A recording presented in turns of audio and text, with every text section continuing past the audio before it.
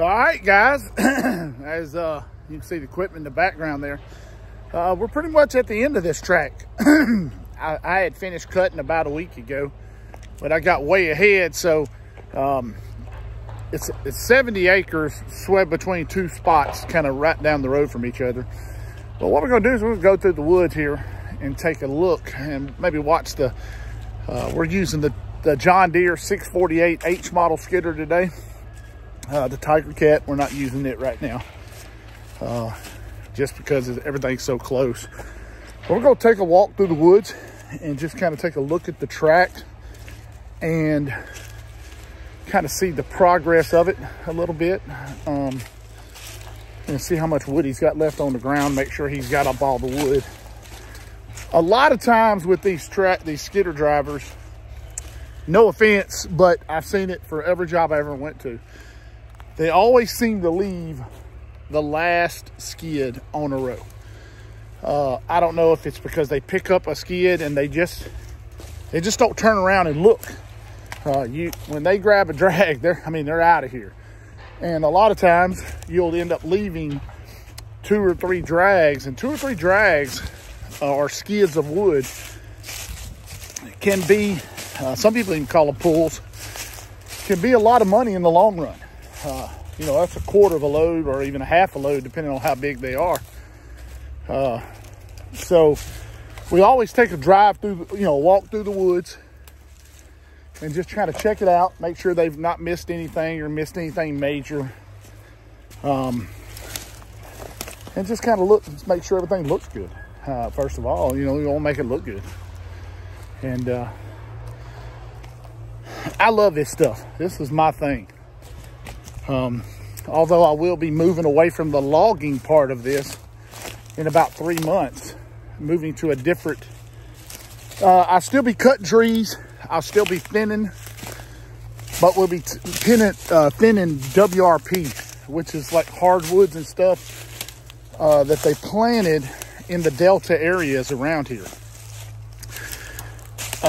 When they planted these hardwoods, which is more of a government type program, we had hardwood mills in close proximity to them. So we were able to actually cut these, or the landowners were, and make a profit. The problem is the 2 hardwood mills no longer are in operation. So you can't even profitably haul this hardwood to any mill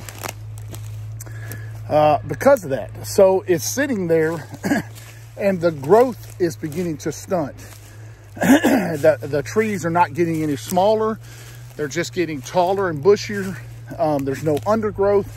There's no forage for the wildlife. And so what we'll be doing is going in, thinning the wood out. It's planted essentially in cornrows. We'll be going in, thinning the wood, which will allow the trees to grow into logs. Now, logs can still be profitable. The log part can be profitable, but there's no undergrowth.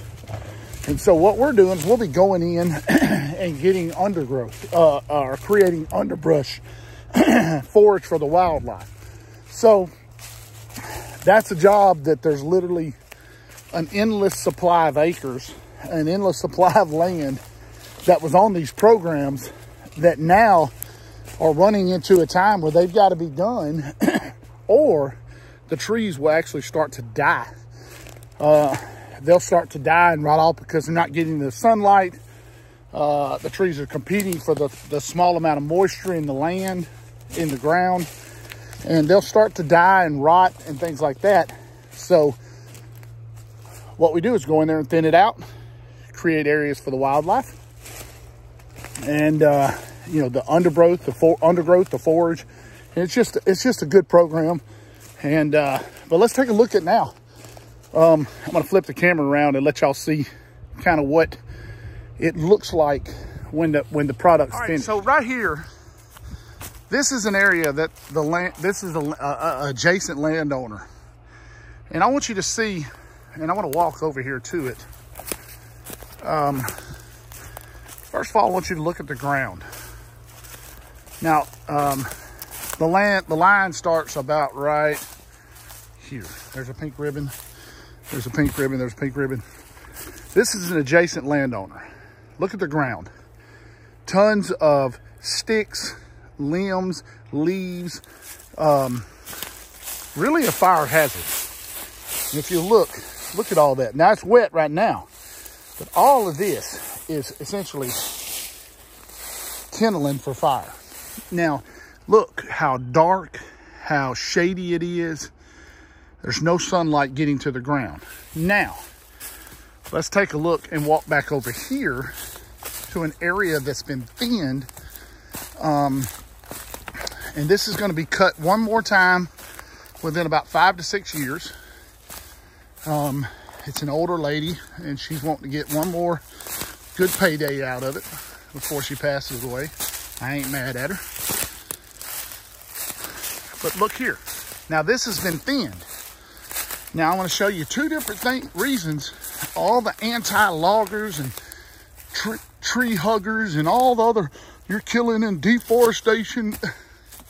Stop. Now, look at the sunlight that's available all through here. Look at the ground. That's dirt. So what you do is when you get in here, now you have natural barriers to stop.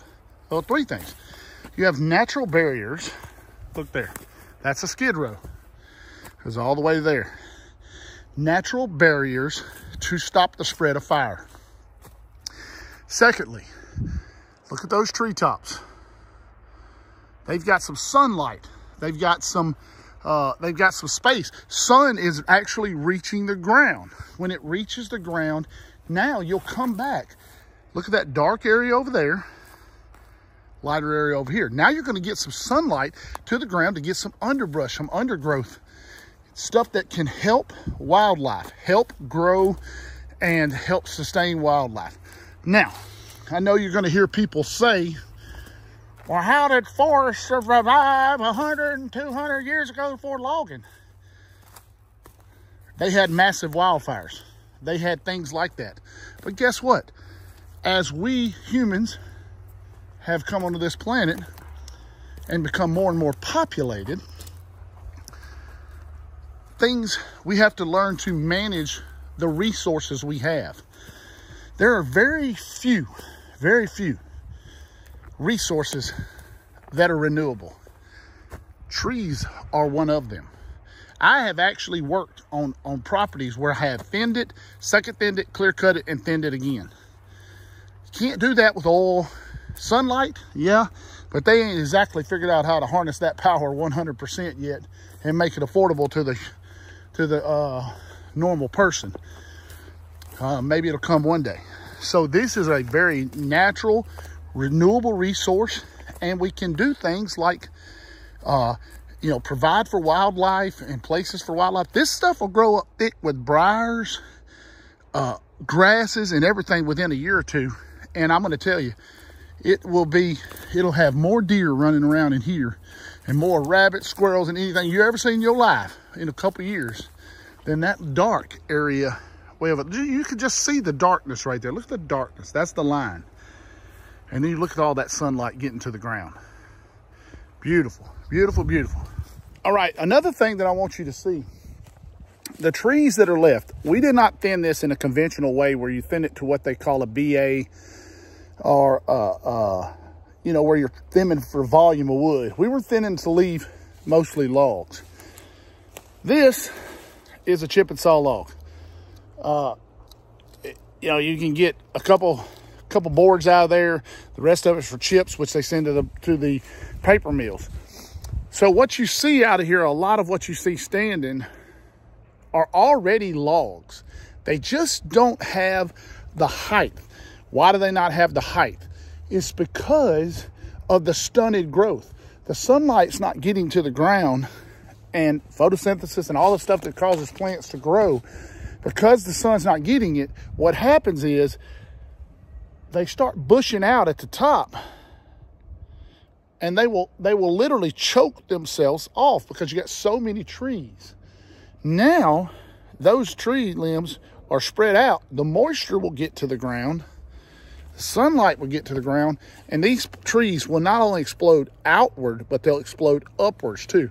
And then you'll start to get I would say in 5 to 6 years, every tree will increase by 25 to 30%. Now, I don't know the exact science on that. It may be a little bit more, maybe a little bit less.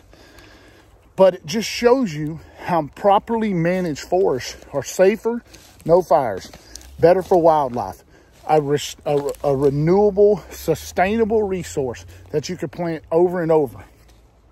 We plant more trees than we harvest every year. That is an undeniable fact. But here's another little thing that you see. Whenever you cut this, wildlife are going to look at it. They're going to come see. You see that? Deer tracks? That's a young deer. They're constantly walking and exploring and looking at the new cutting that we've done. And so when you look out through this forest, this was 35 acres. I mean, it's amazing. It looks great. You got a lot of the gum trees and a lot of the old saplings that provide nothing in terms of forage for wildlife are gone. I try to nip a lot of those. And then, of course, during the process of cutting, a lot of the trees, like this one, look at this tree. This tree right here was as tall as those trees, and it's dead. Why? Because it had choked itself out. There's another dead tree. Let me see it right there. It's a dead tree. They're choking themselves out of sunlight. So it's just so much beneficial, so many benefits to logging that people with very little knowledge wouldn't understand. And all you hear them say is, well, you're killing the trees, you're killing the wildlife, you're killing the deer, you're killing everything. Deer tracks, food, saving them for fire, saving them for renewable resources. Where can you go wrong? Where can you go wrong? This is to be cut up, cut again in a few years, replanted, cut again. It's a non-stop cycle. Logging is good when done correctly. I promise you that. Old school John Deere 648H. I say old school, but it is, you know, the last model. Well, actually, it's a Model 4. They had a L1 and a L2. And he's gonna go get him a drag. Usually he'll clean the trash from around the head of the D-limber before he goes, unless it's not too bad. But we'll go check him out and get him a drag here in the woods. Let's go check him out. That trash right there on the head, the skidder driver will pick it up, and what he'll do is he'll deposit it along the side of the trail. But when they first get here, what they do is they put it in this road. This road is approximately foot and a half deep. And what we do is we use that to kind of pad our trail in case it rains where we don't rut. And the skidders will stand up on top of this. That way, if you get a couple inches of rain, you can still get out here and work, but you don't cause any damage to the woods and damage to the ground. So we're using all of this, and this will all turn into, it will rot, and it's essentially fertilizer, and it will fertilize the trees, which we have. There's a skid trail. He is going down another skid trail. I'm gonna try to catch him going down it. But as you can see, we're walking on, these are pine straw limbs and everything that we cut, because when the tree comes up there, we try to knock all these limbs off, and then we'll cut the top off at a certain diameter, because the mill won't take it past, I think, under 3 inches, the mill won't take it. So the skidder's going way on down that trail down there. And we're going to wait on him to come back. And when he comes back with the drag, you get to see him go by with the drag. It's pretty cool. And you can see he's got some bunched up here. We've got a bunch of wood on this side stacked out through the woods there. Let me see if I can get a little closer for y'all. There's a drag. It's hard to really see it on camera, but this is kind of the whole 35 acres that we've done. That's the back line. You cut one main skid trail down the front. It goes straight into the loader. And then you have trails that go off to each side, skid trails that go off to each side. So here comes the skidder. He's went down to the end of that drag trail that we saw him go down earlier. And he's coming out there with a drag. Now, a lot of people are gonna say, well, he's not going very fast. As long as the loader man is still de-limbing wood and there's no lapses, he's going at the perfect speed in order to maximize fuel efficiency and everything like that. I know a lot of people, and that's an older machine also, so you want to take your time. You don't want to beat it to death, bang it to death, and things like that, because if you do, it falls apart and you lose productivity, you lose on parts on breakdown. So he's taking it at a good speed that matches what the loader is doing at the set. So as long as he is not out falling behind the loader, then he is running at the perfect speed. And so he went down there and got that. I think that was the last drag down there. And then what he'll do is he'll bring that into the loader. You'll see the loader just finished with the drag before, cleaning up a little bit of, you know, trash and limbs around the set.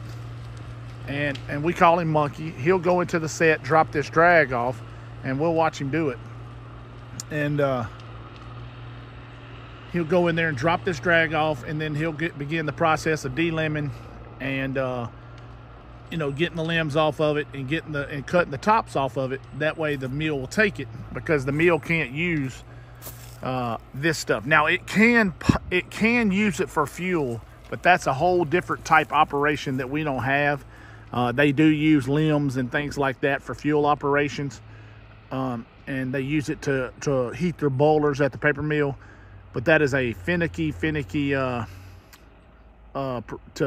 part of the job. Sometimes they cut it off, sometimes they don't, and things like that. So he brought that drag in. He's dropping it for some reason, so he must be going to grab some trash up by the loader and clean it out of the way, and then he'll bring that drag into the So as you can see, it's a very cool process. This is the thinning process. First thinning is what it's technically called. And like I said, they'll be through with this probably tomorrow. I've been through for about a week and a half cutting. So they'll be through with this tomorrow. Probably take till Monday to haul all the wood.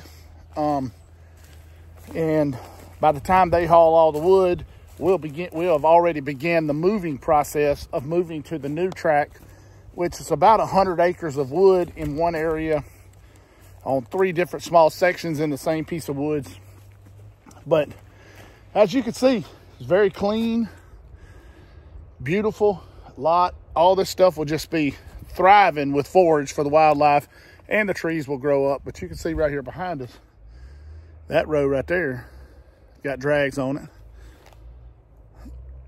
There's drags there, and the next row, and the next row, and the next row, and the next row. So they'll be all day tomorrow probably picking it up. But guys, thanks for watching. Thanks for subscribing. A little weekly update. No major breakdowns this week, which is always a good thing. And thanks for watching. Thanks for subscribing. Ring the bell.